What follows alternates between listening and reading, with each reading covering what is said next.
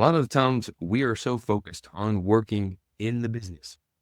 We are trying to make sure that we're delivering the mission that we have set out to achieve in the first place. We want to help our clients succeed. We want to help them save more of their money, become more profitable, have better lifestyles. But if we're too focused working in the business, not spending time working in the business, we can run into challenges. We can going into a circle.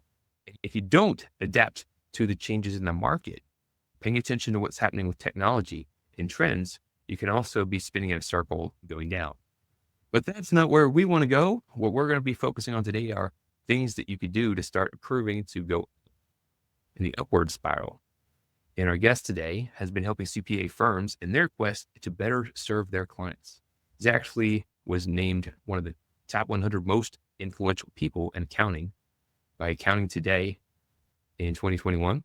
He's a professional speaker, and he is an amplifier making an impact in the world. So I'd like to welcome to Growth Amplifiers, Will Hill. Will, thanks for being here today. Yeah, thanks so much. I appreciate the opportunity to be on. And thanks everyone for giving us your listening moments. All right. So I want you to tune in. I want you to think about what we're going to talk about today and not just hear it, but think about what is a change that you can make. We all can make changes. We can all amplify. We can all better ourselves. And Will, we can start with just your passion that inspired you to better yourself. We all have that moment in our career that said, maybe I need to shift and be an amplifier. What was that moment for you that kind of made you switch from what you were doing to what you're doing now? Yeah, I was at Thomson Reuters 21 years before I started my own consulting firm and grateful for them. I found tremendous foundation, great opportunities to be there and made a lot of connections through there and was able to leverage a lot of those relationships as I've stepped forward. There was a moment in time towards the end of my time there where I just reflected on what kind of impact am I having now versus what I used to have? And I just felt like for me, I was not impacting people directly. It was all indirect impact and influence. And that just wasn't as fun as having just some direct connection in and knowing the things I'm helping with, what's the result? How do I tweak? How do I get that better? And so it was just that moment of realizing that I couldn't connect my personal actions to impactful outcomes for others. And it was time to make that leap and put myself squarely in that position and putting myself in that focus. So you came to that realization. I can relate. I used to work for an advertising agency. It's been some time, well over a decade ago. And I also could relate that I was working on some big accounts, big brands and stuff. But what really amplifies me and energizes me is connecting with people directly and seeing those aha moments and having that relationship with people. So now you're helping people out and you're helping them take new actions and achieve new results. When we're talking about changes in the market, right now we're going through a revolution. What are some of the biggest changes and challenges that you see firm owners going through? Sure. We can't have this conversation if I don't use the two famous letters that everyone loves right now called AI. And the technology evolution is picking up at an extremely fast pace. And it's not just broad technology, but it's the technology that's focused in the tax accounting and in the finance space. We've shifted from focused on broad chat GBT kind of large scale tools to how are we taking those kind of models and putting them into software that helps with monthly financial close or software that helps with tax advisory discovery and this sort of thing, right? So we're getting much more impactful that way. But I think one of the challenges that firm owners are wrestling with is these tools are popping up. Some in vendors we know, some from vendors we've never heard of, but their stuff looks really good and reportedly other people are using it. And how do I make this choice? I was with a group of firm owners a couple weeks ago, Kenny, and we're just talking around this, and one of them said, "Man, I'm really nervous about picking one right now because what if that's the one that doesn't win the race?" And part of my comment back is, yeah, but you can't wait too long to pick something because you're going to fall further behind in what you're doing or how you're developing and delivering service to the client. So I think we've got to become a little bit more comfortable with the fact that our technology may continue to change, right? The old days of hey, let's pick a vendor and ride with it for 10, 15 years, those are gone. No one wants to change, especially a firm management or a tax production system every 3 years. But I do think on a every 3-year basis, you've got to look at your tech stack and say, where are we short? Where are we missing? Because if we want to amplify what we're doing, either in number or in depth, we've got to make sure that the tech is there so that our people can be people. It's not about replacing the people, but it's allowing our people to do what they should be able to do best in terms of connecting, drawing out of our clients and connecting dots for them, pointing them down the right path, giving them encouragement, speaking their language. These are things that are really important. We're often so buried in the data, buried in the numbers, buried in the activity. We can't create the time to do that. We can't amplify that impact there. So that's the answer that I'll give you for that one, Kenny. I know there is was it, we get stuck when we try to overprocess things and we overanalyze, we overthink. And you're mentioning that kind of right now. Where you're like, I don't know. What if this happens? What if that happens? Know it will happen. But if Right. you're not taking a step forward, then you could be stagnant. And as you were mentioning, it's not like you're saying don't take a moment to think about it, but your option, weigh the pros and cons and make an educated decision and move forward. And with tech stacks, so people are overwhelmed and rightfully with things changing so quickly, it sometimes is hard to keep up with the changes. For people that are trying to get an awareness, they know they need to change, right? They know they need to reflect, but they constantly find themselves being so busy and they don't know even where to go or what to listen to. What recommendations do you have for those people to start kind of processing and figuring out what they should and shouldn't be paying attention to in making those decisions? Hey, I'm too overwhelmed to do anything with this right now. I'm going to keep my head down and keep grinding. And it will be okay. Nothing will change. You're wrong. Things will change, and you will now be even further off, more disjointed, and more confused about where do we go from there.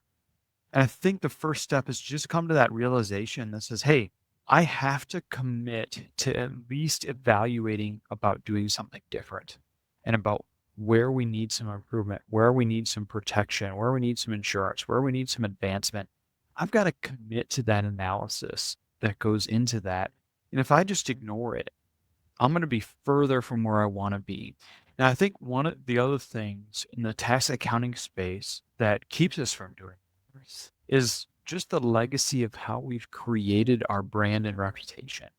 And if we think about the brand and reputation of a CPA or an enrolled agent, it is around accuracy and being right. Go to every firm website. We do things right. Which is ironic because most people don't come from no accounting relationship to another. They shift from one to another. And if everyone's always doing everything right, that's curious. But anyways, I digress a little bit there, right? But you know, when sometimes there's something underneath the skin that goes, if I make a change in my process or in my technology, do I have to admit that I was wrong? Or if I'm trying to make this decision, I know I don't know enough, so I'm afraid I will be wrong, so I won't make a choice. One, changing from where you are does not make you wrong in the past, right? It just means the environment and the landscape has shifted.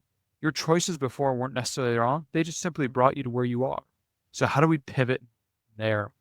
The second area that I would look at there is you won't ever know it all because by the time you know enough to make a perfectly right decision, you won't know enough anymore. Things will have changed. So I've got to be okay with saying, hey, we're going to move in this direction. We're going to make a choice. We'll evaluate. We'll pivot if we need to. But just because I don't pick the perfect right thing the first time doesn't make me less of who I am.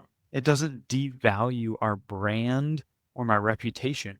We're learning and shifting and moving through that. So we've got to have a little separation from some of the professional accuracy that we branded on versus what it takes to really lead a business in times of change.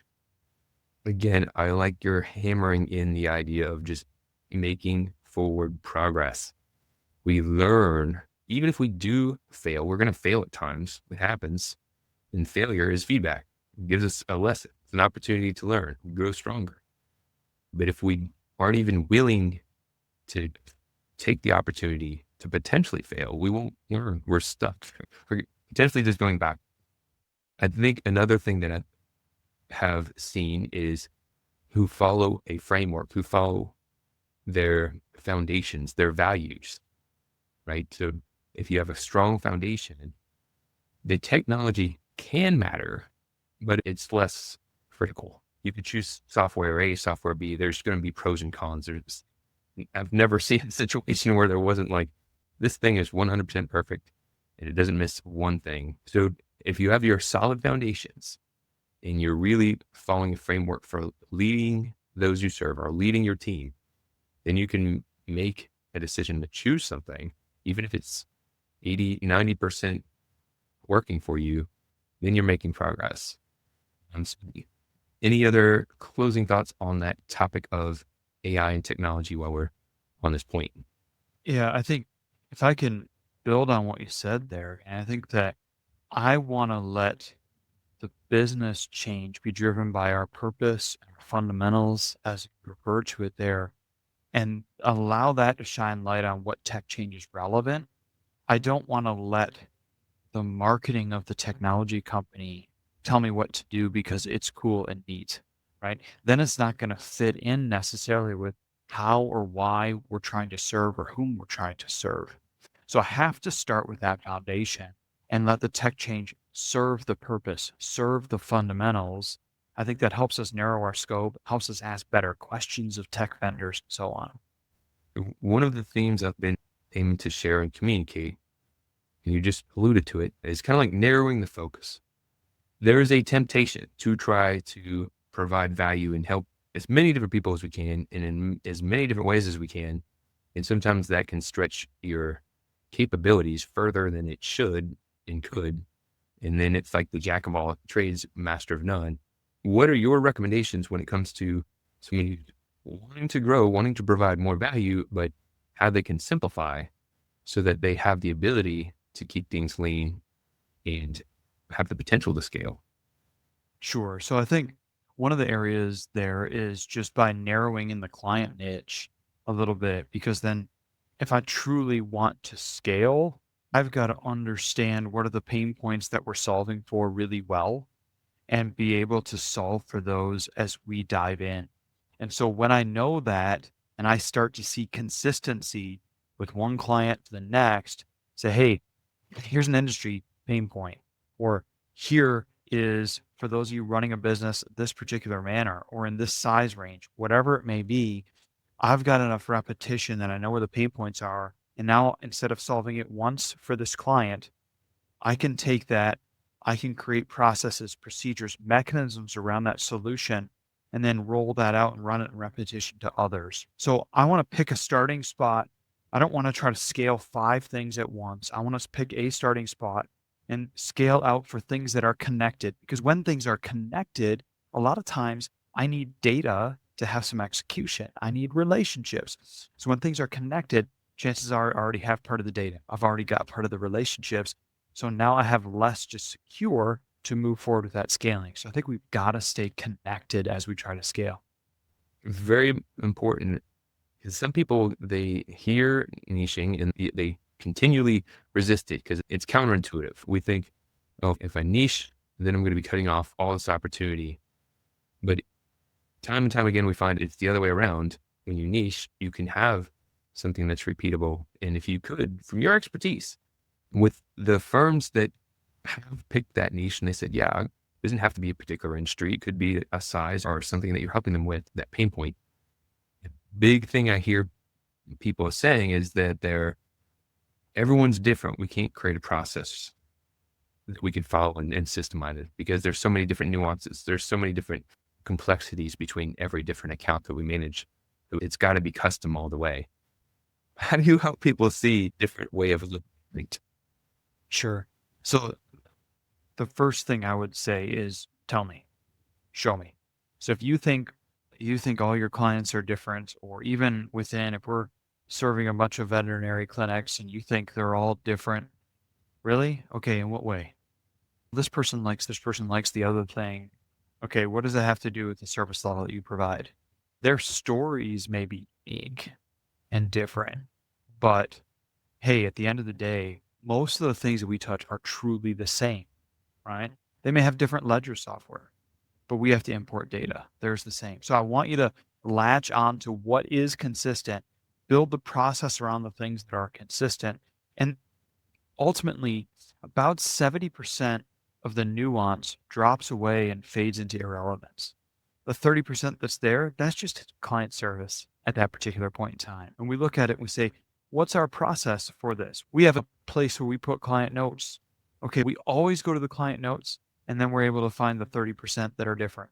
We have a place that we go for this kind of review checklist, and the ones that have a different situation, part of the review checklist, but our process is to always check the review checklist.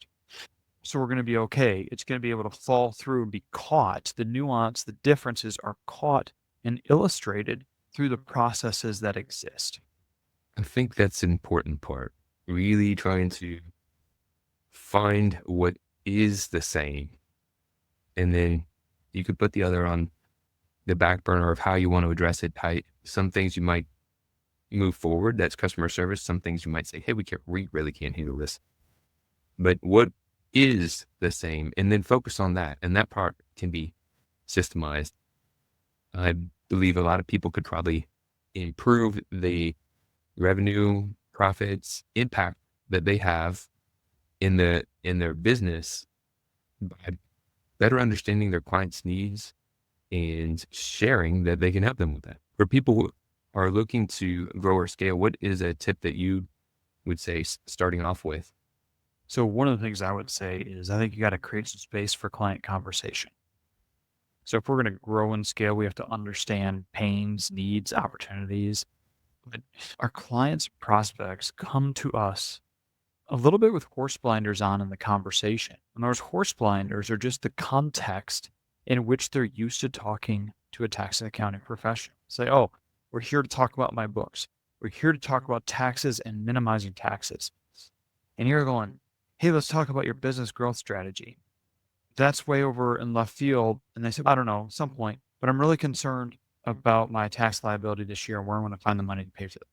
And internally, the tax accounting professional, we go, oh, they don't care about growth. Noted. No, you've just always had a conversation that's centered around numbers. That's all they know. I've got to find a way to invite the conversation differently. Or you say, they never ask me about business growth for them or peer metrics for them to see how they're doing on their profit or their cash flow against others or retirement strategies, this sort of thing. Okay, maybe they tried once, you didn't respond really well, and they go, oh, that's not his lane. He's just the tax guy. She's just the accounting lady, whatever it may be. And we know that's not true. So we've got to create the space for those conversations. We've got to initiate some questions that are not numerically based and are really much more personal. And that's going to drive opportunity and it's going to help the client take those horse blinders off and come with a broader perspective of how we can help them. And once we start to see those areas, then we can go, oh, okay. Whether we're going deep in that area or just saying, oh, here's some data that I can provide to all 50 of my clients in this business for an extra $10 a month or whatever. And it's right at our fingertips. Now we're going in. And now once they have the data, we've got an advisory service that maybe 10% of them take care of. We go into quarterly coaching, right? So we've got some scale and growth opportunities as we drive in that way. And for those who are tuned in and maybe they've seen you before, but they don't necessarily know how you might be able to help them out. Who are the types of clients that you'll help out? What is your niche and how do you help them out? Yeah, most of the time I'm working with small to mid-size tax and accounting firm owners. And many times they just come to me when they're stuck and saying, hey, we've made a bunch of changes. We're not seeing the result. Or the analysis paralysis is kicking in. I just don't have time. What's going on? How do we make these shifts? And I love to just help them clarify for themselves what their goals are as an owner, as a business. And then we drive in and say, where are the opportunities right now to make a difference, make an impact, make a shift? Could be a process, could be a technology, could be a commercial strategy, whatever it is. I want to be able to help them provide that and break that into some action steps and really be able to track those goals and progress as we move together. And for those that that want to learn more about who you are and what you do, where should they go and what should they do? Yeah, so feel free to drop me a note, will@willhillconsults.com. Willhillconsults.com is my website. Also extremely active in LinkedIn. I love just posting some stuff out there and staying engaged that way, so feel free to message me. Obviously, I've said the name Will Hill several times. That's how you'll find me on LinkedIn. The face. Or I guess the way that we typically end these shows is asking amplifiers to share something that they've learned on their journey that might be helpful for someone else on theirs. And it could be related to what you do, your industry, or it could be something that's just rising up at this moment. What is an actionable thought that you'd care to share? I would just challenge you guys, gals, to just create space, right? I have found that when I've created space, I've discovered more opportunity. And I go, man, if I was busy, and we're always going to be busy, but if I was just head down, I'd have missed this opportunity. So we got to find a way to create space. Use your time well, not just to fill it, but to create some space for you, for thinking, for networking. Got to create the space. I think that is something that you doubly think about. If you're tuning in, you can stretch yourself so tight that you're not giving yourself the space to think about how you can better yourself, better your business, leverage opportunities. So doubling down on that will give yourself some space to think. Don't necessarily fill yourself with so much activity or in to-dos that you can't think strategically. All right, amplifiers, thanks for tuning in. If you have found this helpful, I'd love to hear a takeaway that you thought was helpful. Put that in the comment. And if you have questions, please do that as well. We don't just listen, we take actions because it takes new action to achieve new results. Thank you so much for your time and for being an amplifier on the show. Highly appreciate you. Thank you, Kenny. Appreciate you having me on. To show your support, take a moment to amplify this message by sharing it online. To connect with me or gain more business growth insights, visit www.growthamplifiers.com. Thank you for your support.